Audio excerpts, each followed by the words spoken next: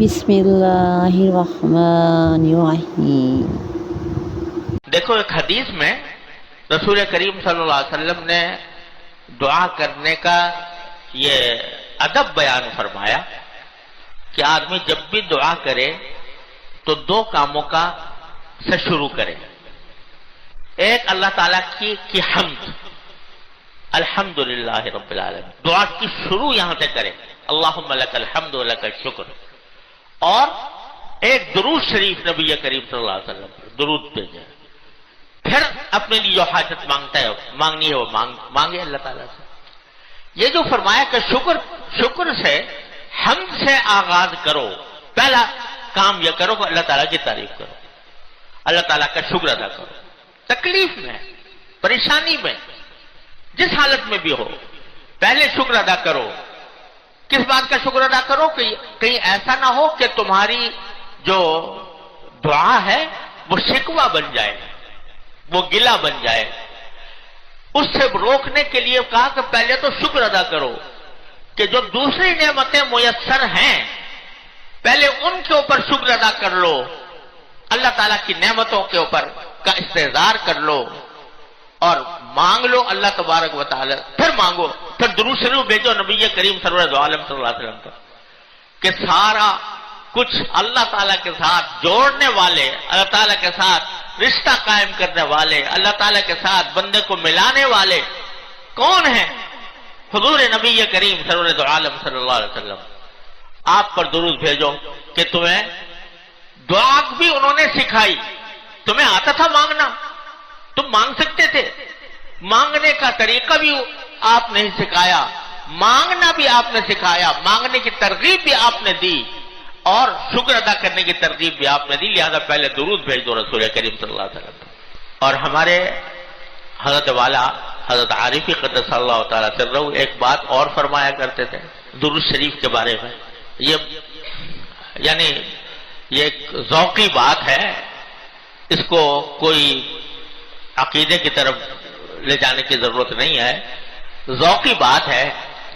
حضرت فرمایا کرتے تھے کہ دیکھو رسول کریم صلی اللہ علیہ وسلم کا یہ طریقہ تھا، روایات میں آتا ہے کہ جب کوئی حضور اقدس صلی اللہ علیہ وسلم کو کوئی تحفہ دیتا، ہدیہ دیتا، تو عام طور سے اس ہدیے کا بدلہ دیتے تھے۔ بدلہ سے مراد یہ کہ اس کو مکافات کرتے تھے بدلے کی۔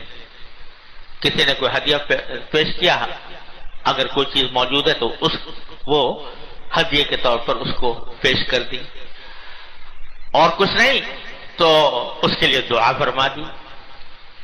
رسول کریم صلی اللہ علیہ وسلم کی دعا کسی بندے کے لیے، ایسی دعا جو جا کر ٹھیک لگتی تھی عرش کے اوپر، ایسی دعا۔ اب ایک حضرت عبداللہ ابن عباس رضی اللہ تعالیٰ عنہ فرماتے ہیں کہ رسول کریم صلی اللہ علیہ وسلم کی میں نے اتنی خدمت کی ایک مرتبہ کہ آپ کے لیے پانی لا کے رکھ دیا وضو کے لیے، تو آپ نے اس کا بدلہ کیا دیا؟ فرمایا کہ اللہم فقہہ فی الدین وعلمہ التأویل، اے اللہ اس کو دین کی سمجھ عطا فرما اور اس کو قرآن کریم کی تفسیر کا علم عطا فرما۔ تو آج عبداللہ ابن عباس کو امام المفسرین کہا جاتا ہے، چھوٹے بچے تھے اس وقت جب یہ حضور نے دعا دی تھی۔ حضرت انس رضی اللہ تعالیٰ عنہ خدمت کیا کرتے تھے رسول کریم صلی اللہ علیہ وسلم کی، 10 سال خدمت کی، یہ بھی کم سن تھے، تو آپ نے ان کی خدمت کے بدلے دعا دی کہ اللہم بارک لہو فی مالہ و ولدہ، یہ دعا فرمائے کہ اللہ ان کے مال میں بھی برکت عطا فرما اور ان کے اولاد میں بھی برکت عطا فرما۔ تو حضرت انس وہ صحابی ہیں کہ جو بہت لمبی عمر پائی، 120 سال کے قریب تقریباً عمر پائی، اور وہ کہتے ہیں کہ جتنے انصاری صحابی ہیں ان میں سب سے زیادہ دولت مند میں ہوں حضور کی دعا کے برکت، یہ تو ہے ہی۔ اور کہنے لگے کہ فلاں سال جب حجاج جس دن آیا تھا تو تو اس دن میری بیٹی ایک بیٹی نے بتایا امینا نے کہ میرے شاید مجھے یاد ہے 120 اولاد کو میں دفن کر چکا تھا، یعنی 120 اولاد جو ہے وہ مر چکی تھی، اتنی اولاد ہوئی. اور یہ کس نے بتایا؟ میری بیٹی نے، ایک بیٹی نے بتایا. تو اتنے 120 ہے یا مجھے ہو سکتا ہے عدد میں کوئی مبالغہ ہو، لیکن تقریباً اتنی ہی بتائی کہ اتنی اولاد مجھے اللہ تعالیٰ نے دی آپ کی اس دعا کی برکت سے کہ میرے مال میں برکت ہو اور میری اولاد میں برکت ہو. تو رسول کریم سرور عالم صلی اللہ علیہ وسلم کی سنت یہ تھی کہ کوئی نہ کوئی بدلہ عطا فرماتے تھے اس شخص کو جو کوئی ہدیہ پیش کرے یا کوئی خدمت کرے رسول کریم صلی اللہ علیہ وسلم کی. تو ہمارے حضرت فرماتے تھے، حضرت عارفی قدس اللہ تعالیٰ سرہ، کہ یہ درود شریف جو ہے یہ بندے کا اور امتی کا ایک ہدیہ ہے جو رسول کریم سرور عالم صلی اللہ علیہ وسلم کی خدمت میں پیش کیا جاتا ہے. اور حدیث میں یہ ہے کہ فرشتے یہ درود شریف لے کر جاتے ہیں سرکار دو عالم صلی اللہ علیہ وسلم کی خدمت میں، آپ کی خدمت میں لے جاتے ہیں اور آپ کو پہنچاتے ہیں کہ آپ کے فلاں امتی نے آپ پر درود بھیجا ہے. یہ باقاعدہ لے کر جاتے ہیں فرشتے رسول کریم صلی اللہ علیہ وسلم. تو ہمارے حضرت فرماتے تھے کہ بھائی میرے ذوق کی بات ہے کہ جب عام زندگی کے اندر رسول کریم صلی اللہ علیہ وسلم کا یہ معمول تھا کہ کوئی ہدیہ پیش کرے تو کوئی نہ کوئی بدلہ اس کو عطا فرماتے تھے یا کم از کم دعا فرماتے تھے. تو جب ہمارا درود شریف پہنچے گا سرکار دو عالم صلی اللہ علیہ وسلم کی بارگاہ میں تو ضرور وہ آپ ہدیہ پیش کرتے ہوں گے، اس کا مکافات کرتے ہوں گے. اور مکافات کیا ہے؟ کہ دعا فرماتے ہوں گے کہ اس بندے کی حاجت ہے اللہ آپ پوری فرما دیجئے، دعا فرماتے ہوں گے. لہذا سکھایا یہ کہ اپنی بات بعد میں کہو، اپنی تکلیف اپنی حاجت بعد میں کہو، پہلے اللہ تعالیٰ کا شکر ادا کر لو، الحمدللہ کہہ لو، اللہ تعالیٰ کا شکر ادا کر لو، اور اس کے بعد نبی کریم سرور عالم صلی اللہ علیہ وسلم کی خدمت میں درود شریف کا ہدیہ بھیج دو، پھر مانگو. تو شکر سے آغاز کر کے یہ شکر سے شروع کر کے یہ فرما دیا کہ شکر کہیں ایسا نہ ہو کہ میری دعا گلہ بن جائے، شکوہ بن جائے. لہذا پہلے شکر، اے اللہ آپ کا کرم ہے، اتنی نعمتیں مجھے ملی ہوئی ہیں کوئی حد و حساب نہیں ہے، تو اس واسطے پہلے میں شکر ادا کرتا ہوں ان کا، پھر آپ کے نبی پاک صلی اللہ علیہ وسلم پر درود بھیجتا ہوں، پھر اپنی حاجت آپ کے سامنے پیش کرتا ہوں. حاصل کیا ہوا اس کا؟ حاصل یہ کہ اللہ آپ نے بہت کچھ مجھے دے رکھا ہے، اے اللہ مجھے نعمتوں میں آپ نے پالا ہوا ہے اور میرے اوپر نعمتوں کی بارش ہو رہی ہے، لیکن ایک حاجت ہے میری، اے اللہ اس کو پورا فرما دی. یہ ہے بندے کی بندگی کا تقاضا.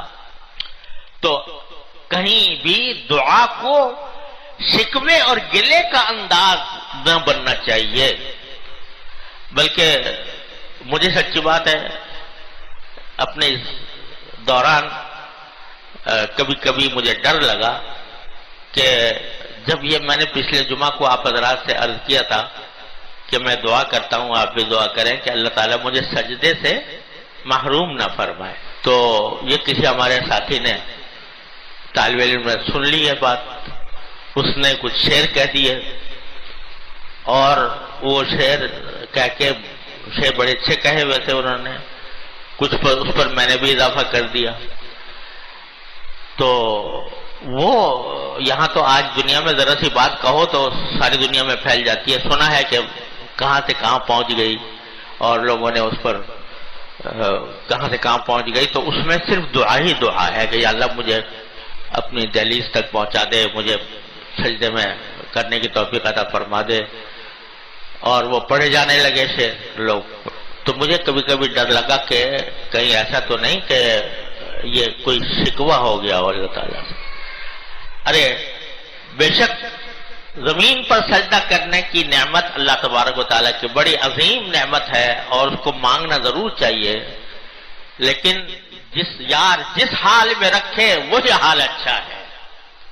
نہ تو ہے ہجر ہی اچھا، نہ وصال اچھا ہے. یار جس حال میں رکھے وہی حال اچھا. مولانا رومی رحمت اللہ علیہ فرماتے ہیں کہ چونکہ بر میخت ببندت بستباش، چونکہ بر میخت ببندت بستباش، چون کشایت جابو کو برجستباش. کہ اگر اللہ تعالیٰ تمہیں کسی وقت میخ سے یعنی کیل سے گاڑ دے اور باندھ کر بٹھا دے تو بندھے پڑے رہو، یہی اس کی مرضی ہے، یہی اس کا فیصلہ ہے، تو بندھے پڑے رہو. اور چون کشایت چابک کو برجستباش، جب وہ کھول دے تو پھر تیز رفتاری سے کام کرو. تو تمہاری تجویز کیا ہے؟ تم کیا ہو؟ تمہاری تجویز کیا ہے؟ بات یہ ہے کہ فیصلہ انہی کا ہے اور اسی پر راضی رہنا چاہیے، اسی پر خوش رہنا چاہیے.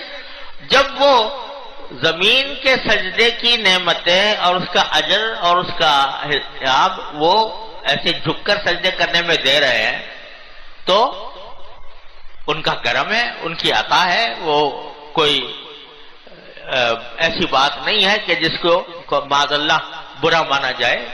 تو وہ تو ان کا فیصلہ. تو کیا کرو کہ راضی بقضا رہو، اللہ تعالیٰ کی تقدیر پر راضی رہو. چونکہ بر میخت ببندت بستباش، چون کشایت چابو کو برجستباش. تو اللہ تبارک و تعالیٰ چاہ رہے ہیں کہ تم ابھی بندھے پڑے رہو، تو رہو بندھے پڑے ہوئے. کیا ہے؟ اسی میں ان کی رضا ہے، اسی میں ان کی خوشی ہے، تو اسی میں تمہاری خوشی ہونی چاہیے. حضرت ذوالنون مصری رحمت اللہ علیہ بڑے درجے کے اولیاء اللہ میں سے ہیں. ان سے کسی نے پوچھا کہ حضرت کیسے مزاج ہیں، کیا حال ہے؟ تو انہوں نے جواب میں فرمایا تم اس شخص کا کیا حال پوچھتے ہو، اس شخص کا کیا حال پوچھتے ہو جس میں دنیا کا کوئی کام اس کی مرضی کے بغیر نہیں ہوتا.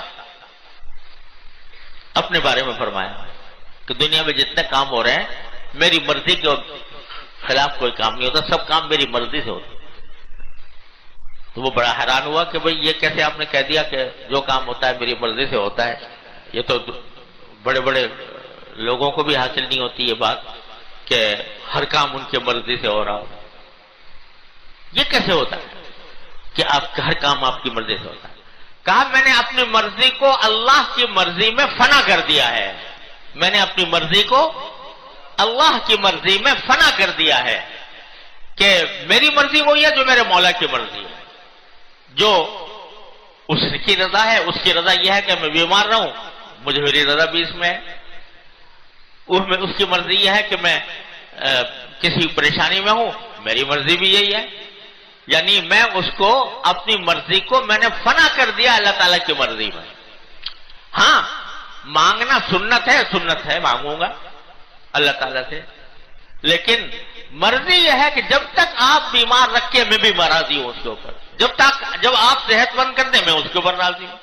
تو میں نے مرضی اپنی ساری فنا کر دی ہے ان کو. تو بھائی اللہ تبارک و تعالیٰ کے انعامات کا آدمی اگر دھیان رکھے تو پھر کبھی اس کے دل میں نہ ناشکری پیدا ہو، نہ کفران نعمت ہو، نہ کوئی اللہ بچائے شکوہ اور گلہ کبھی خیال میں آئے. حضرت عون ایک بڑے بزرگ ہیں، تابعی ہے. تو وہ ایک حدیث آتی ہے جس میں رسول کریم صلی اللہ علیہ وسلم نے فرمایا، یاد رکھنے کی اور عمل کرنے کی حدیث ہے. رسول کریم صلی اللہ علیہ وسلم نے ارشاد فرمایا کہ دین کے معاملے میں ہمیشہ اپنے سے اوپر کو دیکھو. دین کے معاملے میں اپنے سے اوپر کو، جو تم سے زیادہ دین پر عمل کر رہا ہے، جو زیادہ عبادت گزار ہے، جو اللہ تعالیٰ کے ساتھ زیادہ تعلق رکھتا ہے، اللہ تعالیٰ کے احکام پر زیادہ عمل کرتا ہے، اس کو دیکھا کرو. اس کو دیکھو گے تو دل میں رغبت اور ترغیب پیدا ہوگی کہ ہم بھی اس جیسے ہو جائیں، ہم بھی اس جیسے ہو جائیں، اس کے قریب پہنچ جائیں. تو دین کے معاملے میں اپنے سے اوپر کے لوگوں کو دیکھو. بڑے بڑے بزرگوں کو دیکھو، بڑے بڑے اولیاء کو دیکھو، وہ کس طرح زندگی گزار رہے ہیں، تو آدمی کو کبھی عجب پیدا نہیں ہوگا، یعنی کبھی دل میں یہ نہیں آئے گا کہ میں بہت اچھا ہوں، ارے بھائی جب وہ نظر آ رہے ہیں تو کون سا۔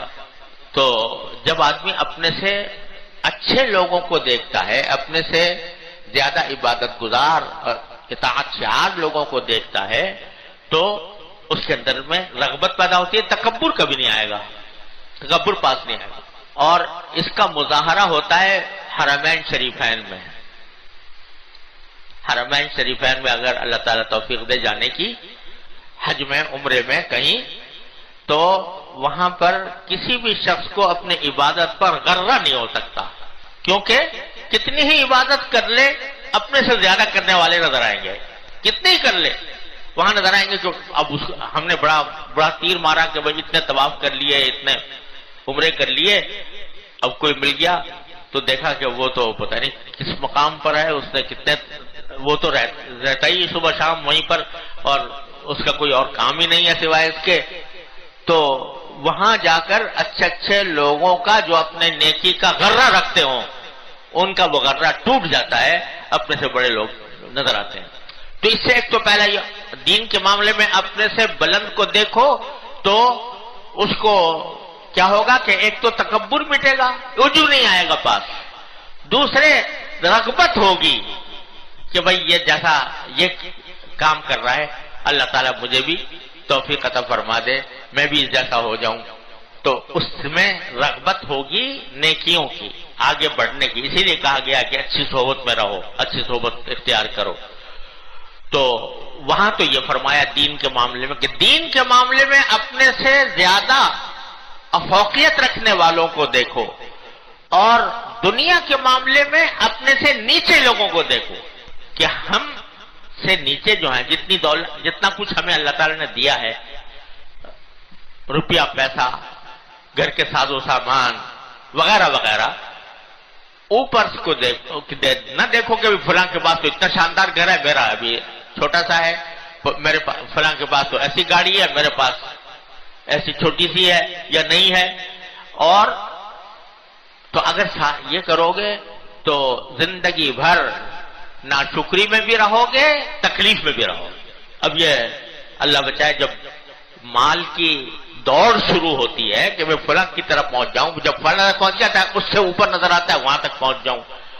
حضور اقدس صلی اللہ علیہ وسلم فرماتے ہیں کہ اگر ابن آدم کو 2 وادیاں بھی سونے سے بری ہوئی مل جائیں تو وہ کہے گا تیسری وادی اور مجھے مل جائے۔ اور بڑا خوبصورت جملہ فرمایا کہ ابن آدم کا پیٹ سوائے مٹی کے کوئی اور چیز نہیں بھر سکتی، پیٹ نہیں بھرتا اس کا۔ پھر جب اللہ بچائے یہ منافست موقع ہو جاتی ہے تو پھر پیٹ کسی چیز سے نہیں بھرتا، آخر میں قبر کی مٹی ہی پیٹ بھرتی ہے، کوئی اور چیز بھر نہیں سکتی۔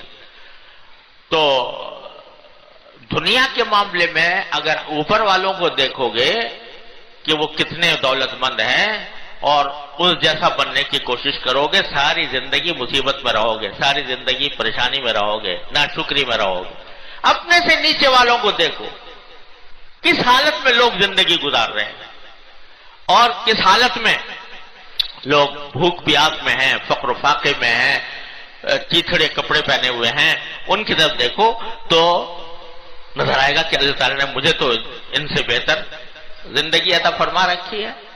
تو حضرت عون کی بات میں کہہ رہا تھا، وہ اس حدیث کی بنیاد پر انہوں نے ارشاد فرمایا کہ پہلے میرا طریقہ یہی تھا کہ میں ہر ایک کو یہ دیکھتا رہتا تھا کہ فلاں کے پاس ایسا مکان ہے، فلاں ایسا لباس پہنتا ہے، فلاں کے پاس ایسی سواری ہے، تو مجھے بھی یہ مل جائے۔ تو دوڑ دوڑ کے تھک گیا کہ بھئی اب ویسا ہو جاؤں، اب ویسا ہو جاؤں، ویسا ہو جاؤں۔ نتیجہ یہ کہ ساری میرا وہ زمانہ جو ہے سخت تکلیف میں گزرا، باوجود ہے کہ مل رہا تھا، لیکن پیسے نظر یہ تھا کہ اس جیسا ہو جاؤں، تو وہ ہوتا نہیں تھا۔ اس جیسا ہو گیا تو اور آگے والے کی طرف دیکھتا تھا، تو تکلیف میں رہا، ساری مصیبت اٹھائی اس پورے زمانے میں۔ جب حدیث کا یہ مفہوم حدیث نظر سے گزری اور اس کے اوپر عمل کرنا شروع کیا، اپنے نیچے سے نیچے لوگوں کے ساتھ اٹھنا بیٹھنا شروع کیا، صرف اتنا ہی نہیں کہ ان کی طرف دیکھا بلکہ اٹھا بیٹھنا ہی ان پہ رکھا، اپنے سے نیچے لوگوں کے سامنے.